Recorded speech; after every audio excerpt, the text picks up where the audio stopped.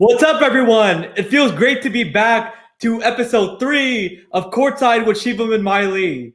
I'm your host, Shivam Patel, coming to you live from San Antonio, Texas. And my co-host, Mailee, is back in the States and is coming to you live from San Antonio, Texas. So wanted to wish everybody a happy new year. And Mailee, welcome back. Thank you, Shivam. Feels good to be back. Feels good to be back at work. Just try to enjoy my New Year's as much as I can. Jet lag definitely got in the way of that. Yeah. But happy New Year's to you guys, and see you guys in the comments. Yep, see you guys in the comments. Continue to engage with us. Your comments may be shown live on air, so keep the comments coming and connect with us on the live chat on YouTube and Facebook. But Mailee, we got a very exciting show planned for us today. So what are we going to be talking about in this episode? Oh gosh, it's going to be college basketball, NBA, what happened on Christmas Day, and I cannot wait to get to that. But also in our lifestyle and culture section, which is my favorite segment of the show, we're going to be talking about some New Year's resolutions. What did you guys do for New Year's? Shivam, what did you do for New Year's? When we get to my New Year's, we'll definitely see what happens with that. And then in our inspiring stories in women's in sports, we're going to talk about Becky Hammon. So I'm really excited about that. Oh, me too. Like I said, we have a very exciting show planned for you today. And before we get further to do, let's start with college basketball, our first section, Mailee. And we had some very...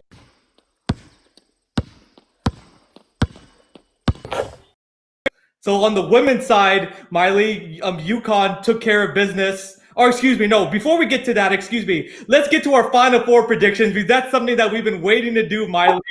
So let's take it away with the women's side first. So I want to hear your Final Four predictions first, Mailee. So go ahead. For the women's side, I have Stanford, UConn, South Carolina, and Kentucky. Okay, that's pretty solid. And I got Stanford, Louisville, UConn, and South Carolina. So we have a little bit different of Final Fours there, but the women's game has been very, competitive. Some very good games to watch out for, some very solid teams. So we'll see what happens, and we'll have a little competition, a friendly competition to see who was more right. But we still have a long way to go and much more basketball to play, Mailee, before we can get to the Final Four. And our fingers crossed that, the tournament ends up happening and everybody continues to stay safe, players, coaches, personnel, but season's going 6 feet apart.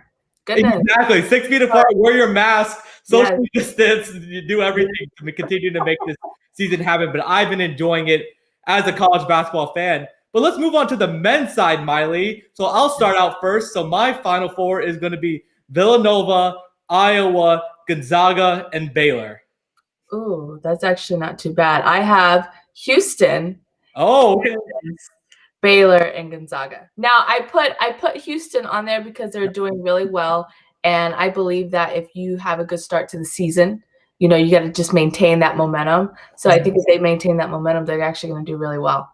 Yeah, and Houston's a very solid team. Coming into the season, they were ranked the top 8 in the country. They have really good guards. They have very good post play, and they have a great coach in, Kelvin Sampson. So I think that Houston has a great chance to make some noise, in the tournaments. And this is a team that I watch out for because they've had some pretty good wins. They beat Texas Tech. They've started their conference play pretty strong, Mailee. So, and there's always that team. Yeah, exactly. And there's always that team that sneaks into the Final Four every year that you didn't expect. So Houston can kind of be that Cinderella team that kind of sneaks in there, with the top team. So we'll see, Mailee. Still a lot of basketball left to be played as we are deep into conference play. But now let's move on to talking about the games. Starting on the women's side first, UConn ended up taking care of business against DePaul, Mailee. Paige Beckers had a huge game with 18 points. UConn completely dominated, in the paint. They had 5 players score in double figures. It was just a great all-around game for the UConn women's Huskies team. Right, and the UConn team, they have a lot of what I like to call sleepers, and my father definitely taught me that phrase in basketball, and that means you see players that are their physique and how they run and how they shoot. It's not really a hooper style, but when they get on the court, they take care of business. And UConn has quite a few of those players. Of course, Paige Beckers, I think she's their ultimate leader, especially coming in as a freshman. I think she's transitioning very well from high school to college, and she's their leader. She is, and she's completely balled out as we expected, from a top recruit. And she's kind of being that. She's kind of their go-to, player at the end of the game. That they give the ball to her. She's installed confidence in her teammates. Her teammates believe that she can carry them to the top. And I've been very impressive with her poise. Right, plays the right way.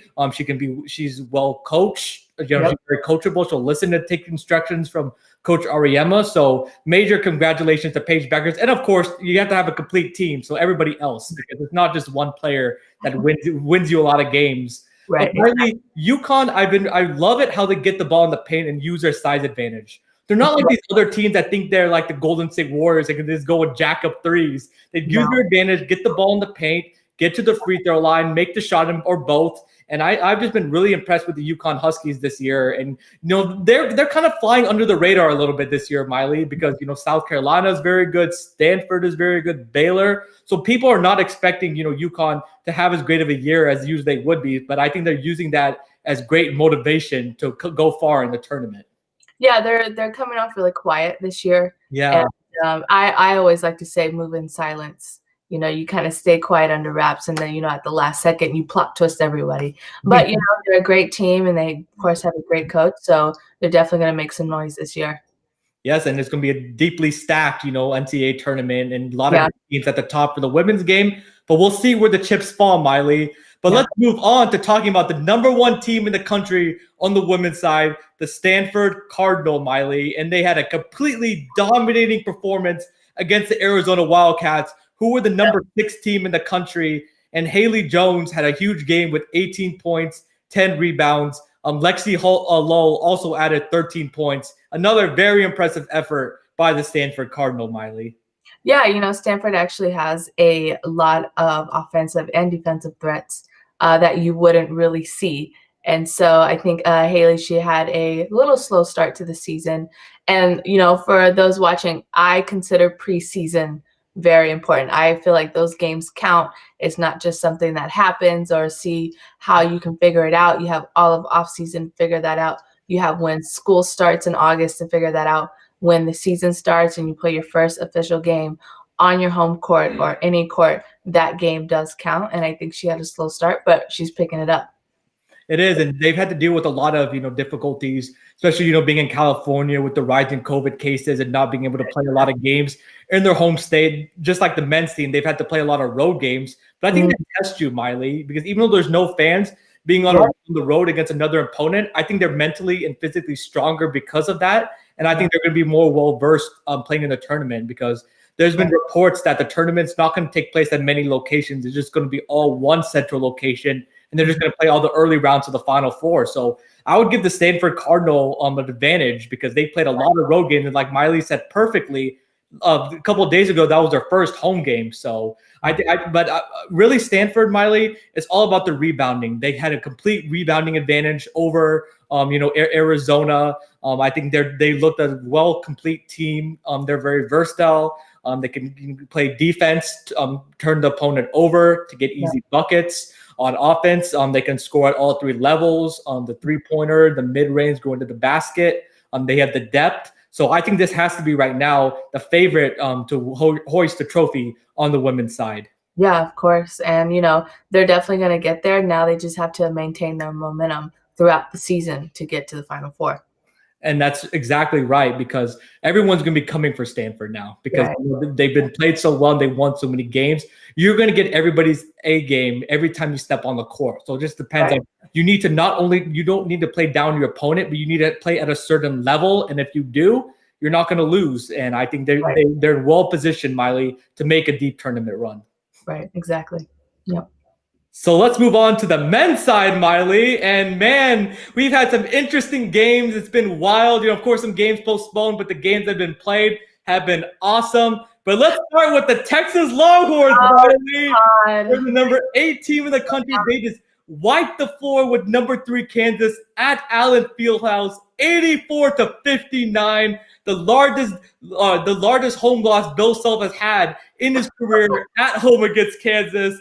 And even before then, Mailee, they had a big win against Oklahoma State to start conference play.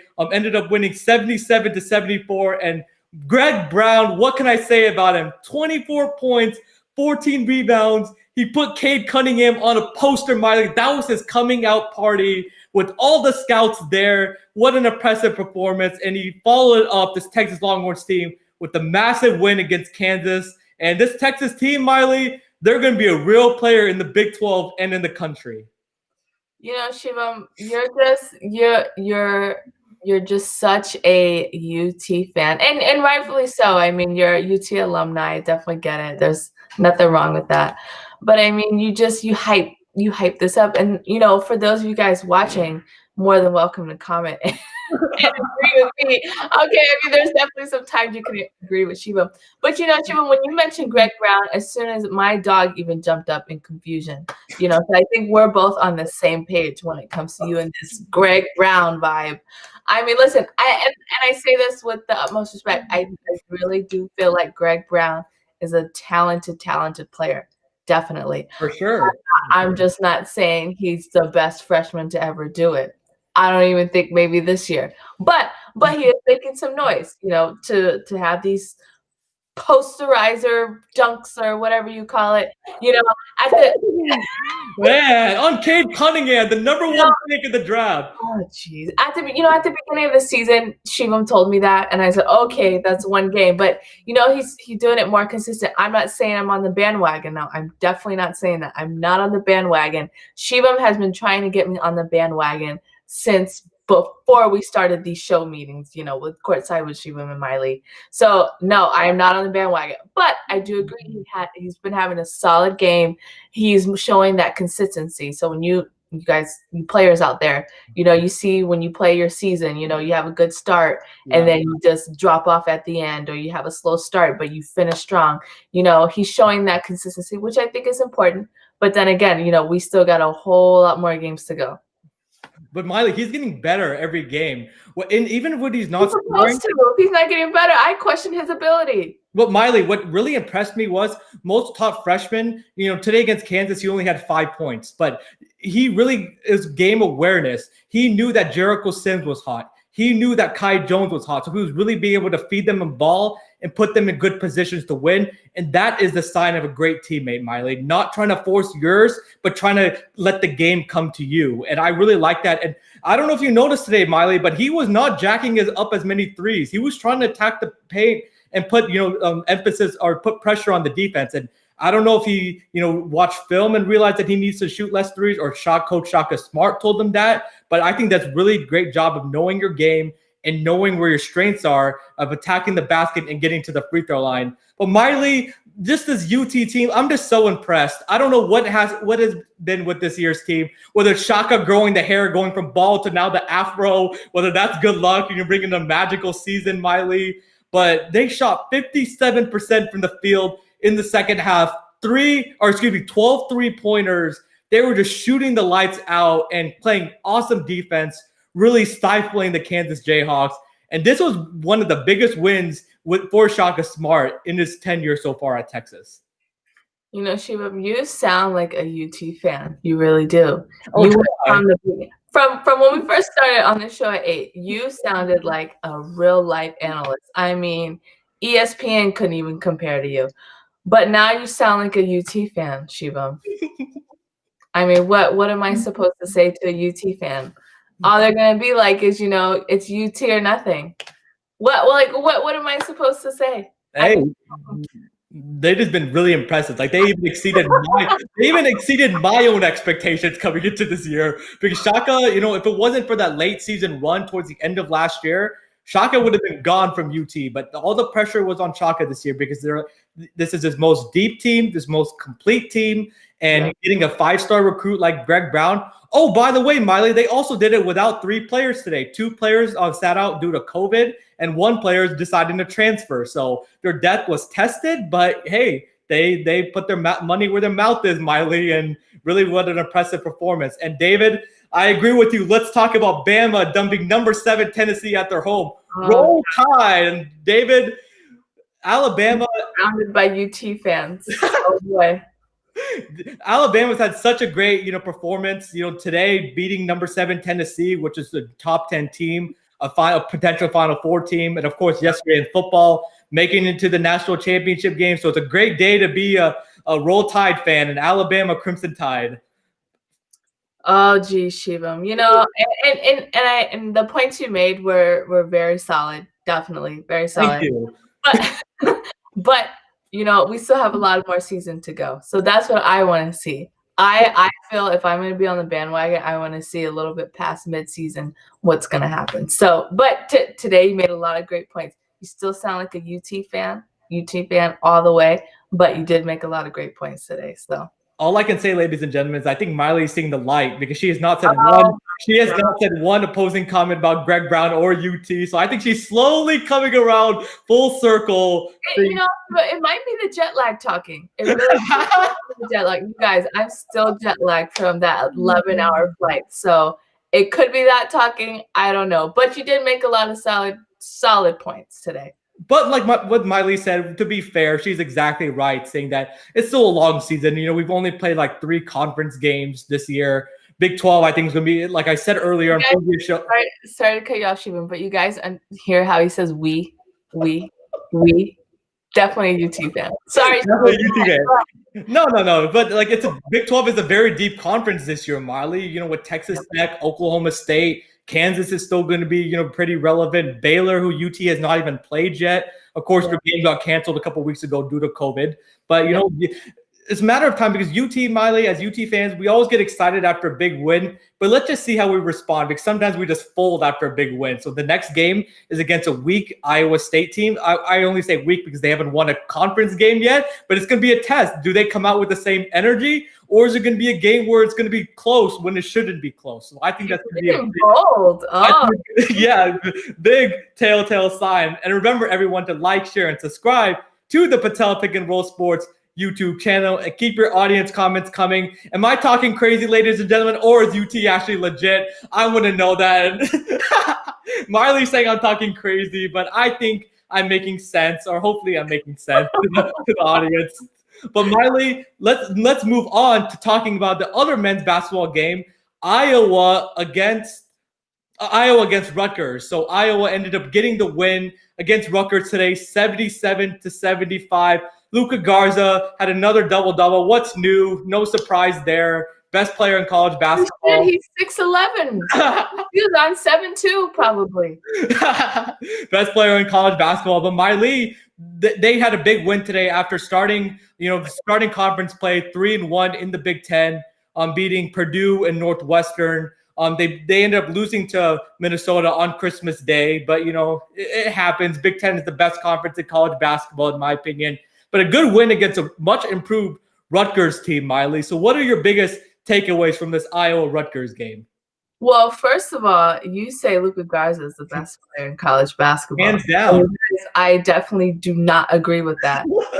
And he's 6'11", so that means he's probably 6'9". I don't know where I got that 7'2" from. That was probably jet lag talking. 6'11" with shoes. He's 6'11" with shoes on, 6'9". That's his real height. They're just listing him as 6'11". And he lost one game. I mean, two, Mailee. 2 games. So Gonzaga, number 1 team in the country. Okay, no denying it. Gonzaga is the best team in the country. His teammates didn't show up. It's even worse, Shivam. It's even worse. If he's supposed to be the best player, he's supposed to put the team on his back, and that's not what he's doing. Go ahead. Oh, geez. 6'11". See, Shivam, the last time we talked, you did mention some really good stats by Luka Garza. And I even said, how am I going to come up with this argument over my 11-hour flight? And you know what? I couldn't. I was searching. I had all these Japanese looking at me, the Vietnamese looking at me, and I'm just wrapping my head around this argument. But to lose, and we lost against Gonzaga, okay. But to lose against a team conference, yeah, Minnesota's good, Mailee. You think he's the best player? Minnesota's good. I'm lost. I really am lost. Well, okay, the Minnesota game. So this is a trend that I've noticed with Iowa. So the Minnesota game, I knew Mailee was going to go here, so I wanted to pull up the stats. So he had a double in that game. Okay, so he did his job. But he should have a triple double, I think. If he decided to stay one more year, he should have a triple-double. Well, his team. Okay, so I've noticed where with Iowa, whenever Luka Garza has a good game, their other players struggle. Whether it's Wieskamp, McCaffrey, Bohannon, Toussaint. You can't blame his teammates. You say he's the best player, everything falls on him. You cannot blame his teammates. Yeah, but I've not seen a game where Luka plays well and his teammates play well, because if they can get that all-around game, they can connect on both cylinders, then they wouldn't lose. But I think the Gonzaga game, I don't blame him because he was dominant in the second half. He had like 25 points in the second half, and Gonzaga was literally like daring him to pass the ball, because every time he got it in the paint, Mailee, they would double him. So, of course, the high basketball IQ that he has, the right basketball play is to give it to the other players shooting threes. And, of course, you can't make an assist if their players don't make shots. But the Minnesota game, it's on Christmas, Mailee. You know, it's a hard game. These sound like excuses, Shivam. To play a basketball game. They're college kids, Mailee, but they need to – and their defense. Iowa's defense is still, since the last time we talked on the show, they're still pitiful, Mailee. They still can't stop a moving car, or parked car, I should say, you know, whether it's allowing a straight highway to the basket or it's his teammates' fault, huh? It's his teammates. I'm talking about an all-around team. His defense is horrible. The way to attack Luka Garza is to just put him in ball screens. He can't really move that well, so just put him in ball screens, and those other guys don't really help. So if Iowa wants to make a run, they really need to improve their defense, and it starts with right now, Mailee, because they can't expect to outscore people. You being very, you see the pros and the cons, and not just the pros. Especially when we get on Greg Brown, you just see the pros. You can't even look at the cons. You only see the pros. But you saw the pros and the cons, and that's all I asked for. That's all I asked for. But this goes out to all the point guards who are watching and engaged. When you have a team and you have a player like Luka Garza, very tall, versatile, best player in the country, senior, who probably should have declared his junior year, but then again, that's just my opinion. No. But anyway, you have a player like that. A post player, you can play a game and win a championship without a post player. Okay. Yeah, I agree. You have a post player who's really dominant, like Luka Garza, but you don't have a solid point guard. You may not get far. At the end of the day, you always need a solid point guard. So, in a way, I can't really give all the blame to Luka Garza because the point guard is not taking care of business, at the end of the day. Now, when you say Luka Garza is the so-called best player in college basketball, which that blows my mind. That really blows my mind. But, their point guard is not taking care of business. So I feel Luka Garza can't take all the blame. I always, as a point guard, I am a point guard. You have to take, some of that blame. You have to get the team under control. You have to be the leader. You have to tell Luka Garza, look, if you're not playing up to your potential, you need to get your stuff and go home. Don't sit on the bench. Get your stuff from your dorm, apartment, wherever you are, and go home, because you have to bring it every time. And clearly their point guard is not bringing it. He needs to maybe have some soul searching. I don't know, whatever it is. I definitely don't refer to excuses, but some of that has to come out of him. And so in a way, you can't blame everything on Luka Garza, and I only say blame because you say he's the best player in men's college basketball. Right, and as being the star player, you get all the credit when your team loses. You get all the or team credit when your team wins. You get all the blame when your team loses. But you could not be more right about the point guard, Jordan Bohannon. He came back this year. He's in his 6th year in college. He had a decision to come back. He did. He's supposed to be this dead-eye shooter. He's struggling from shooting threes, making bad decisions. He's kind of costing his team, but you need other players to step up. Wieskamp needs to be a little bit more consistent. So is McCaffrey. I would like to see more minutes from Toussaint, off the bench, because he's that energy guy, and he's just a professional bucket getter. He can just come and get buckets for you, instant offense. But you said we're professional in an amateur type basketball. He just what I meant to say, he just can get buckets. He can come in, he's instant offense. But, with Luka Garza, the teams are going to dare the other guys to continue to beat them. So those other guys need to really step up because Luka Garza, he's not going to force anything. You say because he can easily score, easily over 30 points, but he chooses not to because he knows his teammates are important that need to get him involved. He chooses not to because Mailee, he knows he's going to need his teammates to make a deep run in the tournament, so he needs to give them confidence rather than just get his because he can get his anytime. I think if he can get his anytime, then he should do it every time. But then every time because he's thinking about other people. They're not thinking about him. He's got to think about himself. He's a post player. Think about yourself. I like it also. I like it also that the last couple of games I've seen Luka Garza taking like some mid-range shots. He has that one-legged shot like Dirk that he's been trying to bring out this season. He's been doing a little bit of pick and pop, and that's where the NBA scouts are really. They already know what he can do in the post. Like he doesn't need to show anything there because the NBA game is going away from the post. But if he can show he can be a stretch big, he not only adds value for himself, but also adds value for the team also. So because then that makes it tougher and opens it up for the other guys around him to score. But Iowa, Mailee, I'm not gonna get. I know I picked them to make the Final Four, but I still want to see their defense improve because if they don't improve, Mailee, their defense, then they could easily make it, have an early exit, and that wouldn't be a good luck, for anybody there, especially. But Luka Garza, he's hands down the player of the year, Mailee. He's averaging 29 points and 13 rebounds. Like, who else is doing that? Nobody else is. And it's still early in the season, but no, I'm sorry, Shivam. You haven't convinced me enough. I'm sorry. Well, well, I think Luka Garza still has plenty more games to play, and continues to win. I think they have a great chance.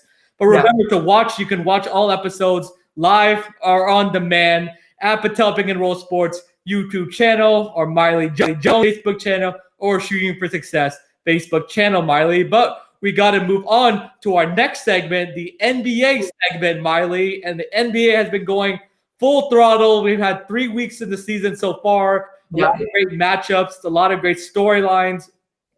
But let's talk about the Christmas Day matchups, Mailee, because that just happened, very recently. We had the Pelicans and the Heat, which the Heat ended up winning. The Bucks and the Warriors, which the Bucks ended up winning. My Brooklyn Nets against the Boston Celtics, which the Nets ended up winning. The Dallas Mavericks against the Los Angeles Lakers, which the Lakers ended up coming on top. And then the LA Clippers against the Denver Nuggets, which the Clippers got their revenge on the Nuggets, Mailee, and ended up winning that game. But ladies and gentlemen, all these games were complete blowouts, so it was kind of put a little damper on the Christmas Day games. But Mailee, what do you think about the NBA on Christmas, and what did you take away from these games? First and foremost, I saw a lot of NBA players who are not in their best shape, and I don't say physically. But I say when you see them get up and down the court, when you see their lateral movement, when you see their, athletic ability, it's not where it used to be. Do you blame it on the bubble? No. Do you blame it on the short turnaround time? No. And I think a lot of, people who watch this and might criticize, oh, well, you don't have a family, you don't understand what it is, you don't understand the demand, the money. I get it. Trust me, I get it. Being away from family, that is not fun. When I'm in Asia and my family's in the US, that is not right. It's tough. But you still have to find a way to get your body ready for the season, and I saw a lot of players that are just kind of winging it, and I wish I could get paid, $200-something million just to kind of wing it, but it's not like that, and I'm not trying to get off feminism on anybody, but I think kind of relying on, and for those watching, you cannot rely on the season to get you in shape because you have to really get your body well rested. I wouldn't say well rested, but get your body rested enough so you can last throughout the season, and not only rested enough, but to be healthy. That's definitely important. And so I saw a lot of that, which is really bizarre. But, then again, there could be other things that are going on that maybe I don't know about that is behind closed doors that they keep from the public. But I would, I see a lot of guys getting up and down the court and, they're winded, or they're not what they're used to be, or it's looking really sluggish. And I know COVID put a damper on a lot of things, and my heart goes out to those who have been affected by COVID-19. But when you're an athlete, when you do this for a living, you have to find a way. At the end of the day, you have to find a way. So that's one thing I noticed, and I hope it gets better, and I know it will. I know the refs at first they want to, that's why you see these big games with all like 126 points, 130 points, and they're just going to the free throw line all the time, and that seems to always happen. Refs and NBA and the players have to get a feel for the season. And then once you see the season go on, then you see these low scoring, games. But that's what I see. Shivam, what are your thoughts? And I agree with you, Mailee. The refs, it's an adjustment for everybody. The refs having a short offseason also. But they're a little bit too much involved in the game for my liking, calling these small touch fouls and everything that would even be fouls of the 80s or 90s. I don't mean to sound like an old head, but it's just true. But fatigue may be a factor, Mailee, because there's a lot of fouling going on. And as you know, as a basketball player, what happens when you're tired? You end up reaching, or you end up playing lazy defense, and as a result, fouling. But the Christmas Day games, I think this NBA game, season is so far has been a lot of one-sided games, because I think the gap between teams is a little bit wide right now. But overall, the games were good. It was good to see the young players, the stars, show out. I was most impressed with my Brooklyn Nets. I think they put on a performance against the Boston Celtics, Mailee.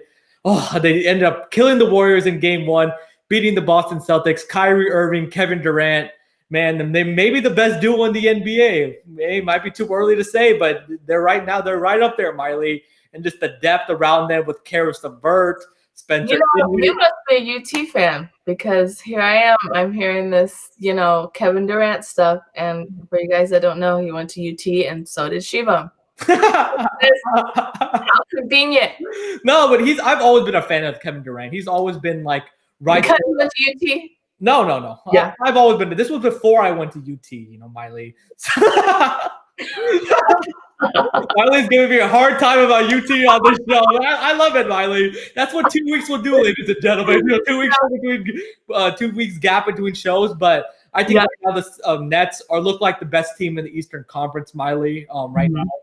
Because I don't see a team that can really contend with them. The Bucks look good, but as you see, Giannis always like flexing his muscles in the regular season, and then comes up small in the postseason. So I can't put too much stock into the Bucks. The Raptors struggled. The Celtics look pretty good, Mailee, as they're trying to get their players back. Kemba's been out with injury. The 76ers, they're still trying to bring in a new coach or fit in a new coach with Doc Rivers.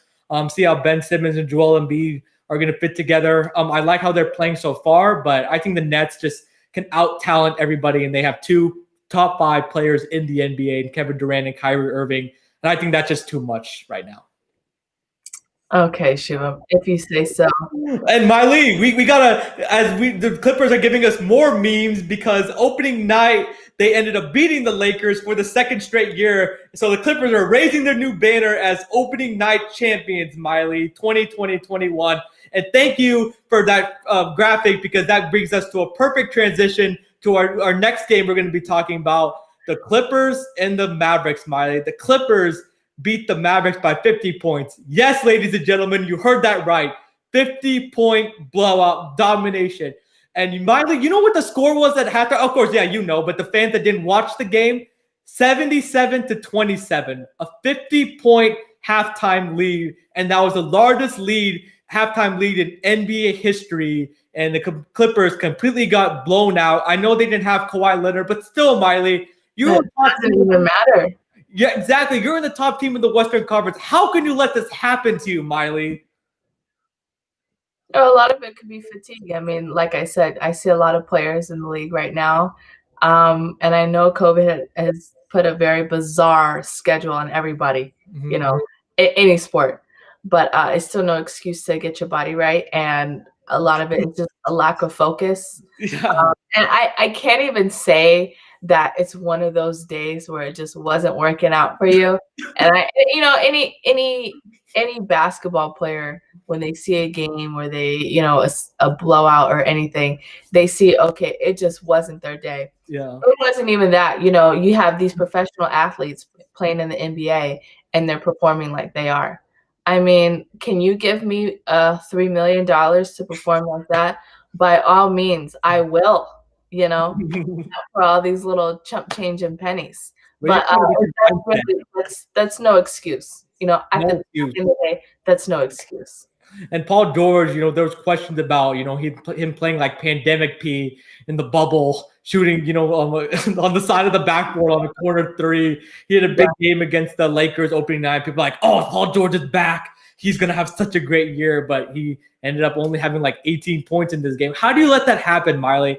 And the Clippers, you know, like to use the excuse, well, it was a 12:30 start in LA and 12:30 games. It's hard to get up to go play basketball at 12:30. But come on, like Mailee said perfectly, you're professionals. You're professional athletes. There is absolutely no excuse. And anybody who knows me, I do not do well with excuses. When you come at me with excuses, I just don't know. My parents have always taught me, whenever you're in a rut, whenever you're in a hole, whenever you're in the mud, whenever you're just at the bottom, you don't just lay down and just pretend or just, you know, give up. You find a way, you know, no matter how much it hurts, you find a way. So this is what I don't get, these, you know, professional athletes getting paid millions. Sit around and do that. That's how they did the entire game. Just sit around and just watch down. Hey, you just go score the layup. I'm just gonna sit down and watch you. I mean, that's what they did. That's what they did. At the end of the day, they're professional athletes. It was so easy, Mailee. Mavericks getting wide open shots, layups at the rim. I know the Clippers wanted to kind of use the excuse that, well, Mavericks were 0-3 coming into this game, so they're playing focused and playing hard. Well, you got to be ready for them. And I know it was right after Christmas, the day after Christmas, but come on, you have to. It's a 72-game season, Mailee, and you've had. Clippers they should be fresh, Mailee, because they lost in the second round. So they should be more fresh than everybody. Because they ended up I don't know where's the excuse? Like it just and Paul George saying, well, it was my bad. Well, of course it's your bad. Who else bad is it gonna be? You know, Kawhi Leonard didn't play. You're the second star on this Clippers team, Mailee, and you've got to and you know what I don't get is Kawhi Leonard comes from a championship, a ring. He comes from a ring. Yeah. Then he goes to Los Angeles to be closer to home, which, by the way, Riverside is a solid hour and some change. Well, he's not even living in. You know, he's not even living in Los Angeles, Mailee. He's living. So last year there was problems. Sorry to cut you out. I just wanted to say last year there was some problems because Kawhi Leonard was living in San Diego during the season, so he would be late to team flights because he would have to commute from San Diego to Los Angeles, and he kept his teammates waiting. Kawhi, is it really that hard to live in LA for 6 months? Is that asking for too much to live in LA? Just 6 months, Kawhi. 6 months. Is that asking for too much? Go ahead, Mailee. And you know, I just say because he came from a championship team, and maybe he's in it for the money, and maybe just things aren't working out so much for him. Because if I were in the league, in the NBA, in a male's perspective, in their shoes, I would be wanting to chase a ring. You know, I'm in a female's perspective, going after a medal, you know, gold medal at that. That's what I'm chasing. I'm not chasing the money. I'm not chasing this. I'm going to do what's the best option for me to win a gold medal. You know? And of course, my teammates are coming with me. You know, I feel like I'm a leader and I'm going to lead the way for that. I'm going to be the best help that I can. But I just, you know, I'm really lost. I mean, I don't see how you go from Toronto to Los Angeles and then you're not even really at home. You're just somewhere in California. And then, you know, you're doing all this other stuff. You don't even win. And, you know, and if he's doing it to go, okay, well, I want to go to a team that's sorry and I want to help them win because I know how to win a championship. I clearly just proved it. I think maybe the shot where he hit and it hit the rim and then hit the backboard and then hit the wire and then hit the shot clock and then it went in. Maybe that was God or maybe that was luck. Lucky. I really don't know. But I'm really starting to question his ability. Yeah, I'm sorry, I don't mean to go on this tangent, but he got lucky in that championship run, Mailee. He played against the Magic in the first round, the Sixers with that lucky bounce of a shot, and Joel Embiid was sick.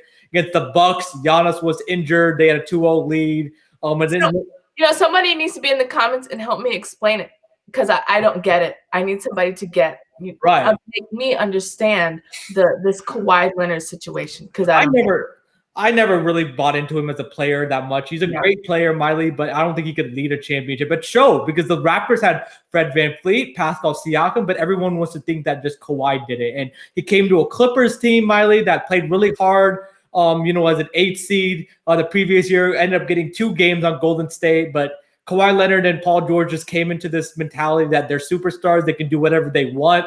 They would literally set the practice schedule. Like after a game the next day, they'd be like, well, Doc, we don't feel like practicing today. And Doc would be like, all right, you guys are really talented. Why do we need practice? We'll just, roll the ball on the court and just use our talent. But it didn't work, Mailee. So last year didn't seem like it works. Exactly. Last year didn't seem like it humbled Kawhi, and looks like the Clippers are down that same rabbit hole.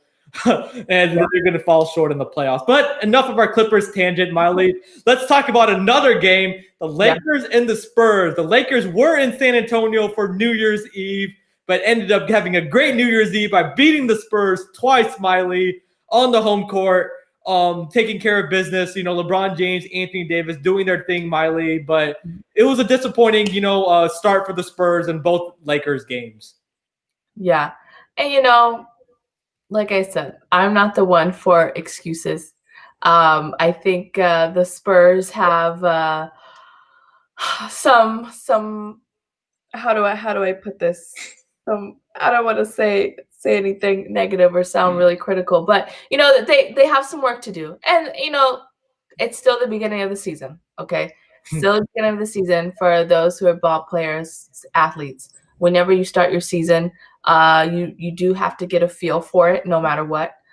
It's no excuse. It's not an excuse, but you do have to get a feel for the season, the game, the refs, how it's going to go, your teammates. Maybe they're still in that stage, and that's definitely totally explainable and it's understandable. But they time is ticking. Ladies and gentlemen. Like I said, it's still early in the season. For all teams, it's still early in the season. But for the Spurs, it's time to find that rhythm. It really is, and LeBron James is giving mad respect to the Spurs because they've had a lot of battles, and but he's had the success, against the Spurs. But the Spurs have won, 5 championships total in their franchise history. But it's going to be a rough year. And Spurs fans may not like me say this, Mailee. May not like me saying this, but I think they should tank this year, Mailee, because you're not going to go anywhere, even if you make the playoffs in a deep Western Conference. Of course, you try to win, but play the young guys, play Lonnie Walker, Keldon Johnson, DeJounte Murray, Derek White, and try to get a high draft pick. Hey, maybe get Greg Brown. Tank for Greg Brown. If they get Greg Brown, I don't think it's going to be any better. I knew I was going to get a reaction out of Mailee. Same level. No Greg Brown vibes for the Spurs. Oh goodness. And when I watched them play, and this is their most recent game, you could tell they're still trying to find their chemistry, their rhythm together, and that can definitely take some time. I know DeJounte Murray, he's coming off some injuries, and you could tell he's a little bit, his reaction time is a little bit slow, but coming off injury, you're still working your way back into basketball rhythm, which is definitely understandable, and I watched him play, he's sliding one way and then the defender's going the opposite way. Buddy, come on. But, coming off an injury and, having to find your rhythm can take some time. It's definitely understandable. I think once they can get that and all their players are on the same page, their chemistry's there, I think they can be a real dominant team. Yeah, because they have a great young core, Mailee. They do. Of players. And, DeJounte Murray, he's trying to improve his jump shot. Lonnie Walker is trying to be a little bit more consistent. Derek White, who's coming off of injury, also got a big 4-year, $73 million deal. But I had so much hope coming into it. Gotta live. He had a good game. His first game was yesterday against the Lakers. He had a couple steals against LeBron, a nice block, some 3-pointers as he's trying to get back into it. Getting all that money, you just get a couple steals. But he was on a minute. You're not going to be dominant. I mean, be dominant in some stat. He was on a minutes restricted, so you can only do as much as your minutes. I absolutely hate that minute restriction. Ladies and gentlemen. And I say this because when I would come off an injury, it was more about, how my body feels, not the amount of seconds I play. I agree with that.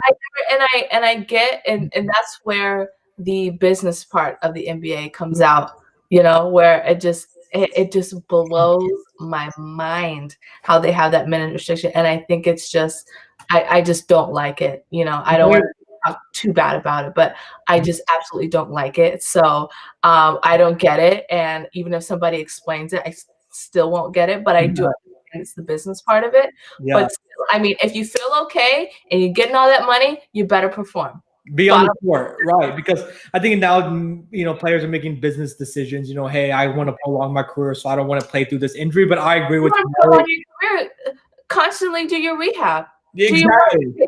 Take the vitamins you need to do. Take care of your body. That's what it's about. It's not about, oh, well, you have to play 0.3 seconds in the first quarter, and then in the fourth quarter you can play 2 minutes. That doesn't make any. I'm sorry. I can go on, but that just doesn't make any sense. So let's end there, and so I don't get upset.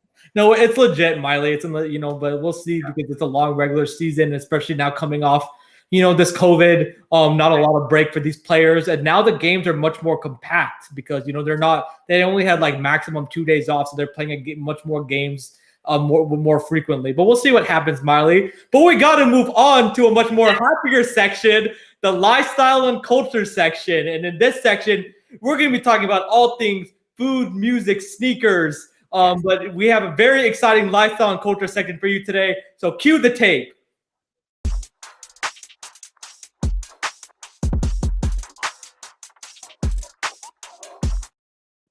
So, Mailee, what are we going to be talking about in this lifestyle and culture section? Just honestly about New Year's Eve. Woo! What did you guys do? Shivam, what did you do? Well, my sister's birthday is on New Year's Eve, December 31st. Yeah, so we went to Austin to go celebrate. We had a nice dinner. We stayed the night. Then we had a nice brunch. It was just a quick little trip. She goes to school in Austin, so she enjoys going to Austin. There's great eateries there. A lot of great things to do. Of course, we couldn't do anything with COVID because they had a locked curfew at 10:30 p.m. So after dinner, we just came back to the hotel and just watched the New Year's Eve celebration. But it was fun hanging out with the family, Mailee. But what about you? What was your New Year's Eve like? Well, I know we're going to talk further about, how New Year's celebration goes on around the world. But I was actually coming back from Vietnam. So David Pham, thank you for your comment. I'm actually really excited about Vietnam basketball in 2021. Really hope you get to be at the 2021 SEA Games. I'm really excited. I'm not going to give too much information about it right now. Still working on some things, but 2021 is going to be really exciting for Vietnam basketball. So I hope you guys can tune in. David Pham, thank you for your support. Thank you, David. Always, that's amazing. But I was actually coming back from Vietnam. So I was just completely done. I went to bed at 6. I woke up at 5, and I had like one of the best the best night's sleep of my life. So didn't do much, didn't really celebrate. Just gave my dog a bunch of kisses and hugs, and I told him I missed him. Hugged my mom in a while. So and then I just went to sleep. So not a big celebration. But for me, as the years go on, I just always believed if you work hard every day and you're striving to be better, you're striving to better yourself, better your life, better your family, you treat every day as a New Year's Day or a New Year's Eve, and it's not just, December 31st and January 1st. That's when, okay, I'm going to start being better. No, why not start now? I've always just believed that, and my parents taught me that. So that's what I did. I said, and I even told my mom, she said, oh, you're not going to stay up? I said, you know what? We all get the point. It's the new year. They're going to say it's the new me. No, if you're working hard, it's always, it's just the same for you. Yeah, exactly. Every day is a grind. Try to be a better person than you were tomorrow than you were today. I think that's really well said and a great message, Mailee, for the audience to hear. But we have a little graphic we're going to show of New Year's celebrations around the world. So this first graphic is in Dubai, the world's tallest building, Mailee. The second graphic is in Taiwan. Oh, Yeah, the third graphic is in Berlin, Germany. So the next graphic, this is in New York. Of course, they dropped the ball and everything, but of course there was not the amount of crowds there. This is at the Sydney Opera House in Sydney, Australia, and this is in Thailand, Mailee. So a lot of great, beautiful New Year's celebrations everywhere. I know we weren't able to have the crowds, but everybody, I'm sure, was enjoying, time with their friends and family. Have a great New Year. Hopefully 2021 is better than 2020 is going to be. Like cross our fingers. But I think, Mailee, I was watching the ball, in New York, the ball drop. It was pretty amazing. It didn't have the same feel, but it was still pretty good to watch the significance of turning the calendar into a new year in 2020. Yeah. And for those who don't know, and I know COVID is really restricting international travel, but in Asia, it's very different. I just came from Vietnam, and there's crowds everywhere. Vietnam is one of the few countries that has COVID under control and has, little cases and hasn't really experienced a new wave of COVID tests. So I just saw videos because I had to leave a couple days before New Year's Day. But I saw at Landmark 81, which is 2 minutes from my apartment. They had the fireworks, they had the big crowd there, and they had the countdown and everything. It looks so nice. But in Asia, I mean, they've got it together. So just one day, if the U.S. decides they want to get it together, that's going to be awesome. Right. Well, one of these days we'll get it under control, but hopefully, with the vaccine coming out, we have brighter days, ahead. But I hope everyone continues to stay safe and healthy and has a great 2021 together as a country. So, and remember to like, share, and subscribe to the Patel Pick and Roll Sports YouTube channel, and keep your audience comments coming. What did y'all do for New Year's Eve, New Year's Day? How did you celebrate wherever you are around the world? Me and Mailee would love to hear them. But Mailee, we got to move on to our next section, inspiring stories in sports. So before we get started, let's cue the tape.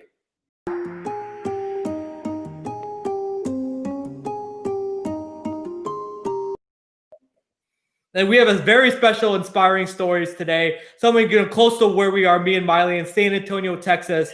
Becky Hammon, acting as the first full-time female NBA head coach in an NBA game. And of course, it was against the Lakers, where Greg Popovich was ejected in the second quarter. So Becky Hammon was able to get be the full-time coach. And look at that, when she had full command of the team, Mailee, I love how hands-on she was. Really explaining to the players what they need to do. She's a player's coach. You can just tell the players really respect her. They love her. And I think Becky Hammon, she's going to be a full-time coach. Hopefully it's going to be with the Spurs after Pop retires in the future. But even if it's not with the Spurs, it's definitely going to be with another team, Mailee. And before I get to your take on this, Mailee, let me just quickly explain Becky Hammon's journey. She had a long career with the WNBA, 15-year career, with the New York Liberty and the San Antonio Stars. She also represented Russia in 2 Olympic Games in 2008 and 2012. And in 2014, she became a full-time assistant coach with the San Antonio Spurs. In 2015, she coached the Spurs Summer League team and led them to a title. And starting in 2018 onwards, she became an on-court assistant coach, like at the front of the bench, where the head coach sits and where the players are. She's become full-time, and she continued to get promoted and get her responsibilities continue to increase, Mailee. And it's just amazing to see the Spurs and Becky Hammon making history. She's such an inspiration to all the women out there.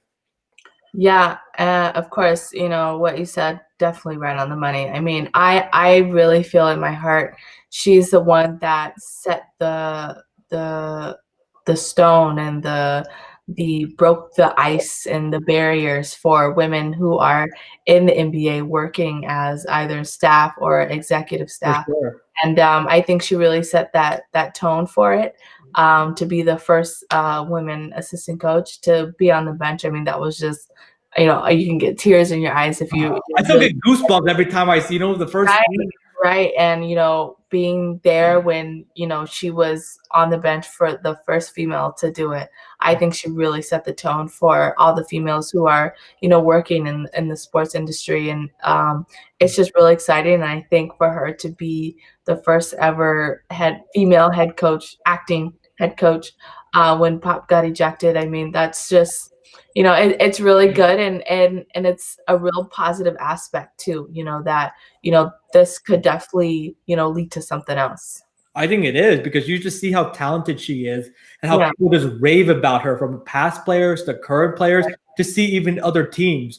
Pop also raves about her attention to detail, how direct she is in a good way. That's the point guard. Exactly, point guard. And she was such an accomplished point guard, Mailee. Yeah. Like, she won at every level. She was a 3-time All-American in college. I believe she won a WNBA championship. I believe so. And then now she won a championship with the Spurs in 2014. She was a big part of that, a big part of the development of like Kawhi Leonard, among other players. They rave about her. And I think, she's a player's coach, like I said earlier. She can get along with players. She can relate to players because she's played before. So she knows what you have to do on the court in order to be successful. And I'm hoping the Spurs give her an opportunity, like I said, once Greg Popovich retires, because she's more than deserving. And like Mailee said, she's a trailblazer. She really set the tone to allow for female coaches to be, in the NBA. Yeah. And I'm really excited for the future with her, and definitely for the San Antonio Spurs. Definitely for those who don't know, I don't have a favorite NBA team. What? But I do watch certain players of NBA teams and just kind of see, what I could learn from it. But San Antonio might be a favorite team of mine because of Becky Hammon. I'm not sure. I'm definitely not sure yet. I've always followed by how I do not have a favorite NBA team. I watch players from different NBA teams to see how I can learn and better my game. So I don't know. This could definitely help out a little bit, but we'll see. Right. And she's been with the Spurs, like I said earlier, from 2014, and since her playing days were over, she became immediately an assistant coach with the Spurs. Like, she has no really, prior experience with the Spurs. And I think the Spurs have really groomed her, and she's really kind of learned the Spurs way, the right way to do things. And what better, mentor that you could have than Greg Popovich, one of the greatest coaches to ever, in the NBA. And I think like when she's not going to just, when she becomes a full-time NBA coach, she's not just going to be set the record, but I think she's going to do great things, lead the team, really far in the playoffs, have a lot of success. But she's kind of a person, Mailee, she kind of gets the vibe from me that she's never complacent. She always strives to do more and be more, and expects more from herself and her players. And I think that's outstanding qualities that you want in a future head coach. Yeah, exactly. And I'm just really excited for the Spurs' future, but more so Becky Hammon's future in the NBA.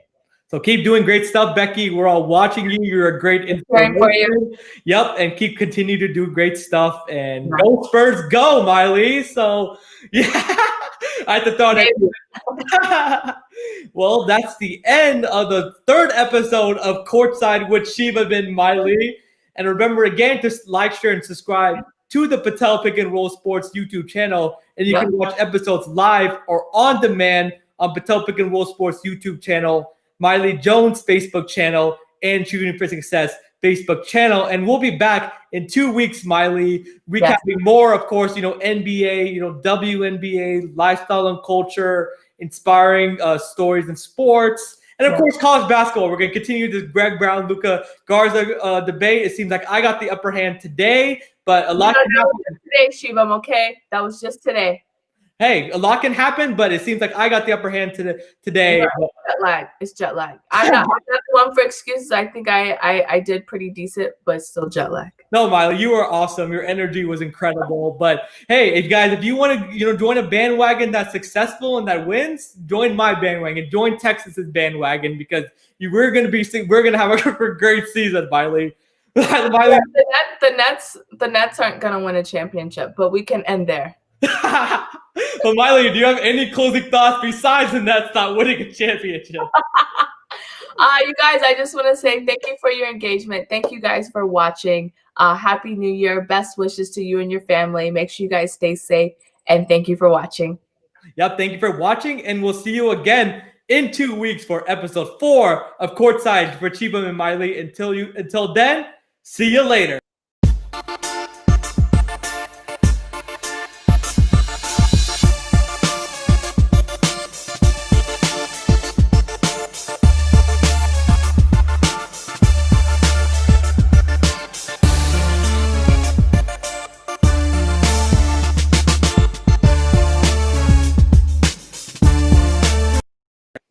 Happy New Year!